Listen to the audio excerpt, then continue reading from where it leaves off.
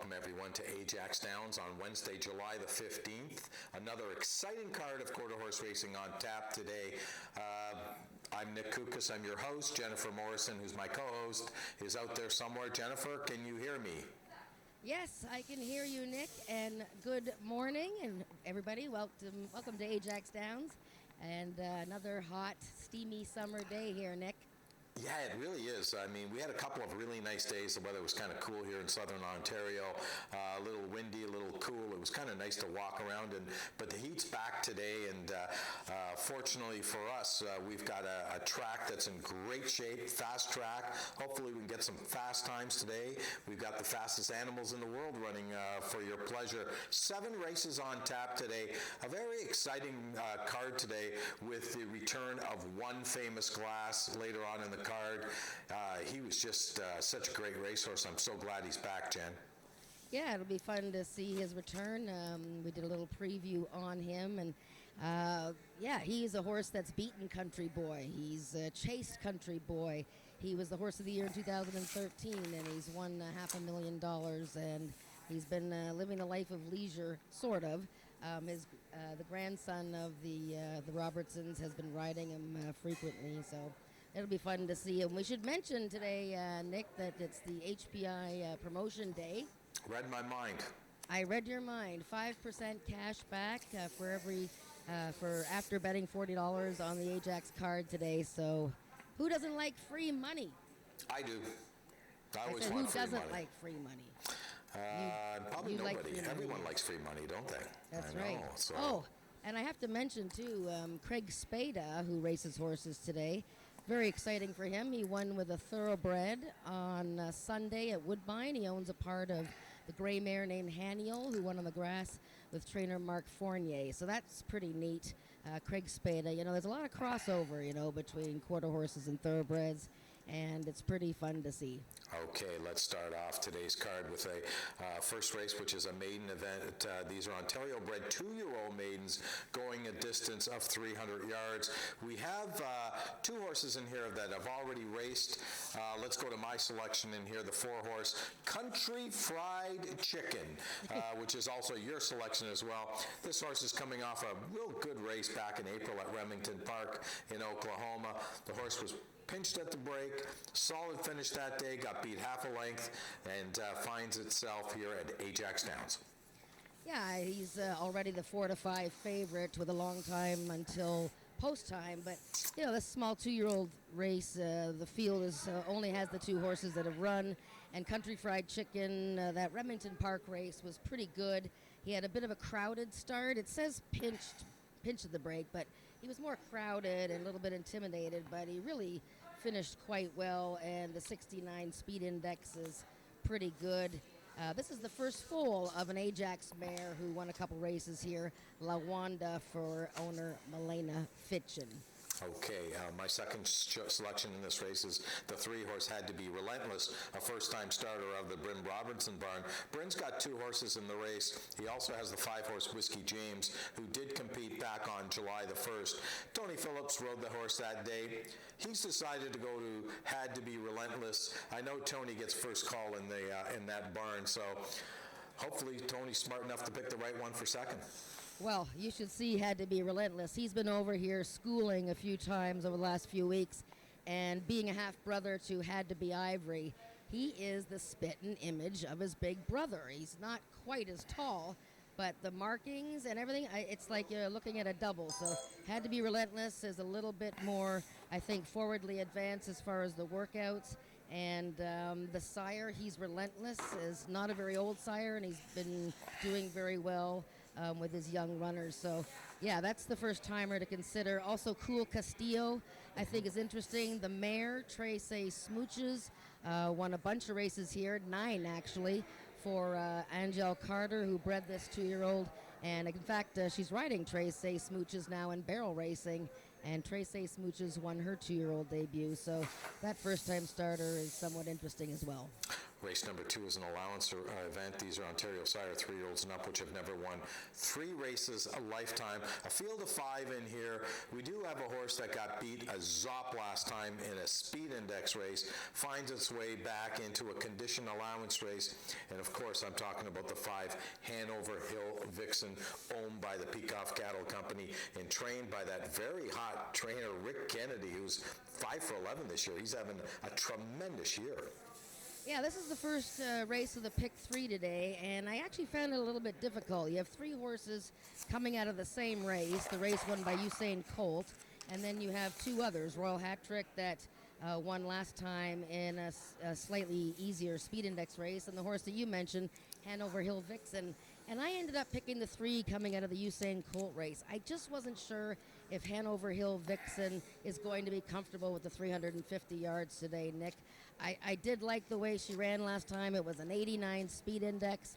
The Kennedy barn is tough to beat with Eddie Walton, but I think Mom's Extravagant Heart is the best horse in the field. Now, yes, he's been second 5 times. He was second in his season debut, but I thought his race was excellent, and I think the Chantal Bourgeois horses are going to step forward in their second start of the season. Yeah, that's a very good point. You know, Hanover Hill Vixen has only raced once going 350 yards, and that was without success. She has certainly been much better at shorter distances. She does show a lot of bit of speed. Probably doesn't have the class that some of the other horses have, but then again, I just like the outside post on that horse. I just want to remind everyone, if you're new to quarter horse racing, we don't really have filly and mare races in quarter horse racing. The fillies and mares run against the colts and geldings all the time. Don't get intimidated with the fact that, oh, there's a filly running against the boys because she might be at a bit of a disadvantage. Certainly doesn't work in quarter horse racing, and I can assure you many of the fillies run a lot faster than a lot of the boys here in quarter horse racing. Let's move on to race number 3, a speed index event. These are 3-year-olds and up with an average of 75 and under. 300 yards the distance, and I selected a horse that has really been no good this year, and that's a horse called Caneros. He's run 2 not very good races. I don't want to use the word horrible, but you know what? They are horrible. And he finds us a drop to a 75 and under. Here's a horse that's been running with the best horses around, including Had to Be Ivory. Incredible class drop for this horse. Well, remember, a year ago, Carneros broke the track record, and I think he broke the world record for 110 yards, and he received a 113 speed rating for that win. He won 3 races last season, won the Sprint Series point system, and this year he's been essentially eased in both starts against Had to Be Ivory. But you know what? Both races were almost exactly the same. He broke a little bit slowly and then had to Be Ivory come right over on him, because both times he had the 2-hole and had to Be Ivory was beside him. Last time it was very dramatic. Carneros broke that smidgen slow and then stumbled when Had to Be Ivory came across on him. Forget about those 2 races. He's running against 3 horses that have never won a race before, and this horse has won almost $100,000 Canadian. I think if Carneros loses today, it'll be one of the biggest upsets of the entire season. Yeah, I mean, he's got to win on class alone. Like, I mean, really, when you look at his competition in here, and you know, my second choice is Leap Year Teller. I mean, this horse is eligible for non-2 lifetime. It ran a 66 speed index last time. Never really runs anything faster than like a 75, really. I mean, he did run an 80 once in his life or twice in his life, but this horse is he's been running with the best quarter horses in Canada, and now he's taking a drop into a 75 and under. Well, that would be your exactor then, Nick? Carneros on the Leap Year Teller? I think so. How about you? Well, I picked Caraway's Jet Moon for second. I found it very difficult to pick a horse for second. I think it'll be one of the 3 outside horses. But I kind of like the way Caraway's Jet Moon finished in her last race. I know it says she got beat 6 lengths, but it was a little bit better than it looks on paper. Yeah, I agree. I mean, I don't know. Postal Code's a horse that's really is a maiden, really never been first or second in his life, but I just can't see really even reaching down that far down. So anyways, I think the 2's going to be the heavy chalk in this race. Let's move on to race number 4, an optional claiming event, $10,000. The claiming price, these are 3-year-olds and up, which have not won a race since July the 1st, 2019.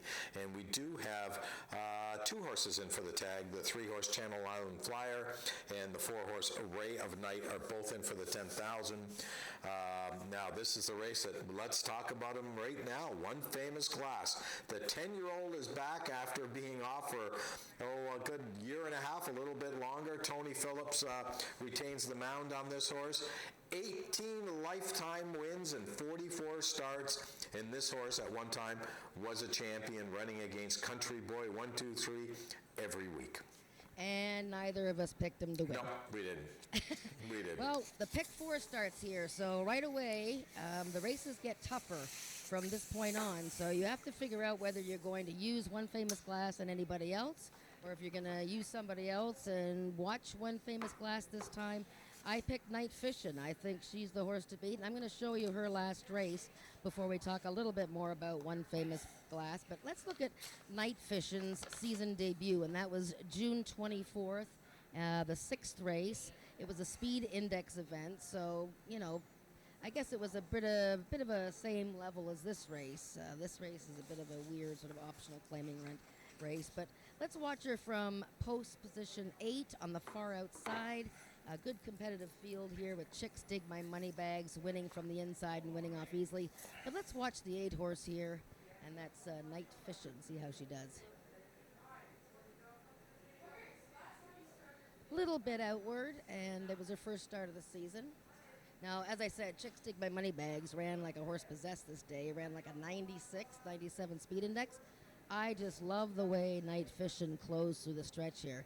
That was a beautiful stride, a great opening race, and we got connections that are possibly going on a roll now. Jockey Josh Scott and trainer Dan Giles combined for a win last week, and with Ice Witch, and I think the roll could continue. I think she's got a good shot of beating One Famous Glass. And look at if he breaks, but he's older now, Nick. I mean, he's won first time out in the year before, 2015, 2016, 2017, but he's older now. He's been playing in a field. He's been ridden around by the grandson. He's been training other horses. He's had a lot of workouts here, and they've been pretty good workouts. It just depends on whether you want to use more than one horse or you want to take a shot. No, I agree with you. I mean, I didn't use One Famous Glass, despite his credentials and his history. I just thought that I'm not big on betting on horses that have had that time off. But in fairness to the horse, Bryn Robertson has brought this horse at least 4 times coming to Woodbine, and has breezed all 4 times back starting on May the 22nd. So I don't think it's going to take a lot to get this horse fit to go 300 yards, and he's certainly a class animal. And but I'm like you. I went with Night Fishing. I was really impressed with the way she ran first time out this year. She does have speed. She's run some big numbers in her life. She's a 6-time winner, and I just like her in the race. The other horse we can mention in here is the 4-horse Ray of Light. Here's another horse that had a pretty good year last year, won 2 of 10 races, and ran in the Peacock Derby, only got beat a little bit more than a length that day. This is a horse that's always around as well. Yeah, well, he bobbled pretty badly at the start of the Peacock Maturity, his season debut, so I just tossed that race out. He actually quit running because he knew himself that he had sort of had a really bad start, so they've turned him around and going to start over again. Get ready for the Tom Dunlop horses to start winning, and once they do, get on the bandwagon. Right. Okay, let's move on to race number 5. It's a maiden claiming event, $15,000 the claiming price. We do have a field of 8 in here, and I know you do want to show a replay, so why don't we get straight to the replay. On June the 24th, we want to look at the 7-horse Marianita CSG. Well, actually, there's 3 horses in this replay I'm going to show you. The replay is June 24th, the 4th race, and I want to show you Piper's Return. Okay. I want to show you Marianita CSJ, and who's the other one here? Volita? Nope. Okay. My Special Corona? No, maybe it's just the two of them. Oh, no, sorry. Piper's Return, yes. You did say So, Pepper's Return. Okay. Piper's Return. I did say that already? Yeah, Oh, stumbled okay. at the start last time.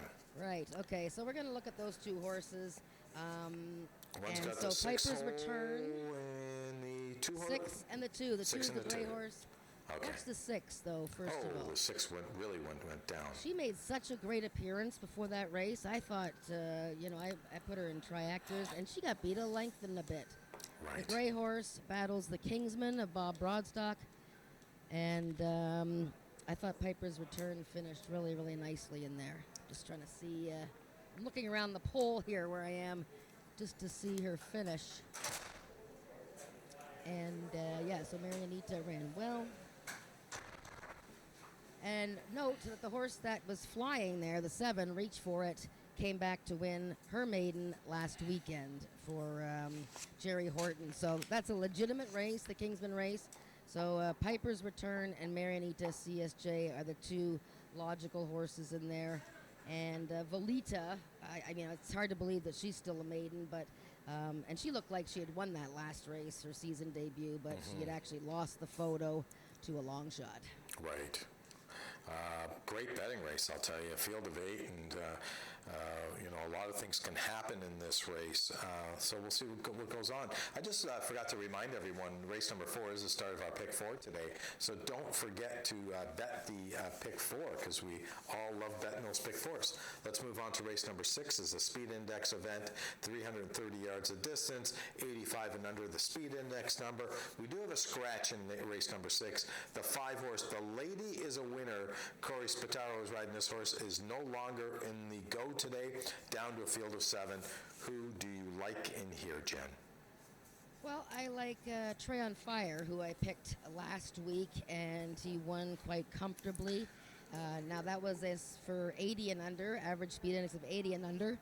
And this horse has won 3 of 7, and I think he's just getting better with every race. You look at the stats for the Carol McIntyre starters alone, horses that won their last race, they come back to win 31% of the time. But this horse is stretching out a little bit more in distance now from 250 to 330. I thought the win was super, and I picked him again.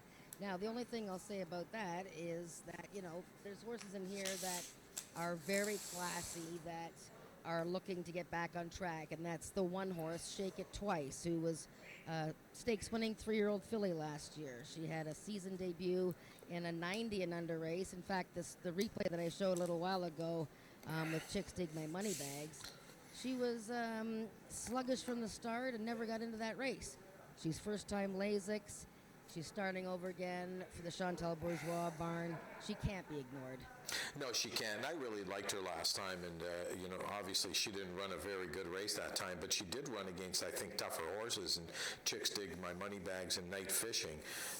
First time Lasix today, so that could be an excuse for why she had a poor performance back on June the 24th, and Chantel's given her 3 weeks off, and this horse comes back. I'm sure she's going to be a lot better today than she was first time out. She just has to be. The other horse I want to talk about a bit is the 3 horse, Just As Sweet As Me. If you look at this horse and you look at Trez on Fire, you'll notice Brian Bell rode this horse to victory back on July the 1st. Just As Sweet As Me is now on Trez on Fire. Eddie Walton, who was on Trez on Fire and rode this horse to victory on June the 24th, is on Just As Sweet As Me. We've got musical chairs with some of our jocks, Jen. Well, we were making fun of Eddie Walton because when he didn't ride Just As Sweet As Me last time, he rode somebody else, and we were all surprised that Just As Sweet As Me won that easily that day, going that short a distance. We know that the horse loves longer races, but boy, he was very impressive that day, and he's going to be hard to ignore. So Eddie Walton's back on the barn that he rides for, Rick Kennedy, and we have Brian Bell, who is riding Trey on Fire. Yeah, I mean, really interesting race. The other horse I just want to mention a little bit is the 8 horse, Phil Jefferson. This is a really nice horse. I mean, he's run 7 times in his life, 2 wins in 4 seconds. So 6 out of 7 in the top 2. Last time he didn't run that well. I'm not really sure why. He kind of threw his first stinker in his life, but out of that, he has been a model of consistency. Well, you could consider the inside that day, July Sure. 1st. I thought the inside was a little bit softer than other parts of the track. I'm not convinced yet. I'm going to watch some of the horses that raced on the rail, but he was one of the horses that raced on the inside. It was actually the first time that he ever raced on the inside. And after the wire, he just took off with Max Bedell and really, opened up on the field once the race was over. So I'll be very interested to see how Phil Jefferson performs today. Okay, let's move on to the seventh and final race on today's Carter Racing. It's a maiden event, 330 yards the distance. These are Ontario Sire maidens. 9-horse field. I mean, you want to talk about another really good betting race. Last Wednesday, we had a fabulous last race on the card, and we bet actually a lot of money as well. This is a repeat of that type of race where you got maidens, Ontario Sires, a field of 9, and you've got a lot of question marks in here. Where did you see this race, or how did you see this race shaping up, Jen? Well, think of all these horses in the race. Only 2 horses in the field have raced in 2020. There are 4 first-time starters. I actually took a horse that was supposed to race on June 10th, opening day. In fact, it was the first race of the day, and that's Hero's Return, the 4, but he got loose and had to be scratched, and he was one of the contenders that day. It's a second race in a row, actually, as the horse didn't get a chance to run. Before that, he was second last October to a horse by the name of Shaken, who's a very good horse from the Chantal Bourgeois barn. I think Hero's Return, if he's on his best behavior, is going to be a strong factor here, but you're going to have to watch him from the walking ring as he goes towards the gate, and we'll talk about that. I think the horse that ran the best race last time, Shock the Clocker, she was very good last time, and that was a super improved effort from her. First-time starters to look at, the outside horse, Princess Leia. I think she's a half-sister to Miss Mexican Mouse. She's out of a mare who won 3 races, including the Princess Stakes at 23-1 back in 2011. And I'd be interested in shifting to La Jolla a bit. A 4-year-old Grey Gelding who's got some good workouts coming in. Yeah, this is very interesting. The 7-horse, I'll Be a Baby B, Brian Bell rides for trainer Joe Taveras, who is only making his second start of 2020. Joe's getting off to a very slow start this year, but I'm sure he's going to be coming on strong as the weeks come in the next little while.